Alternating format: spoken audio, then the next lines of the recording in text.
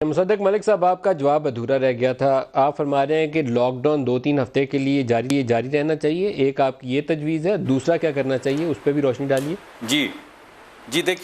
دیکھیے تین اہم پہلو ہیں۔ پہلے اس سطح کے اوپر فوری طور پہ جو لاک ڈاؤن چل رہا ہے اس کو زیادہ مؤثر بنایا جائے، 2 سے 3 ہفتے کے لیے مؤثر بنایا جائے، صرف نامی نہ ہو، یعنی سڑکوں پہ اس طرح کی ٹریفک نظر نہیں آنی چاہیے، اور عوام میں جو اچھا کام ہو رہا ہے، سوشل ڈسٹنسنگ کی بہت تحریک چل رہی ہے، آپ لوگ بھی چلا رہے ہیں، حکومت بھی چلا رہی ہے، اپوزیشن بھی چلا رہی ہے، یہ سب کو آگے بڑھانا چاہیے۔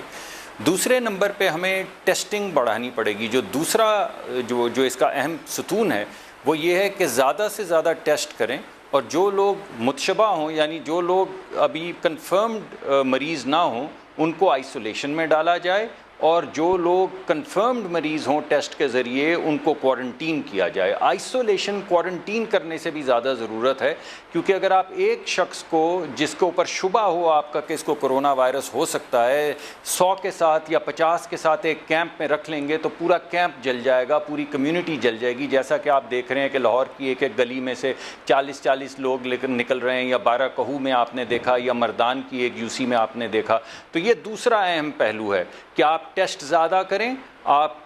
جن لوگوں پہ شک ہو ان کو آئسولیٹ کریں، اور جن لوگ کنفرم ہو جائیں ان کو بڑے بڑے وارڈز میں بے شک اکٹھا رکھیں، کیونکہ جو لوگ جن کو انفیکشن ہو گئی ہو وہ ایک دوسرے کو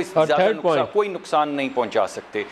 تیسرا جو اہم پہلو ہے وہ یہ ہے کہ جب یہ ویکسین انشاءاللہ نکل آئے گی تو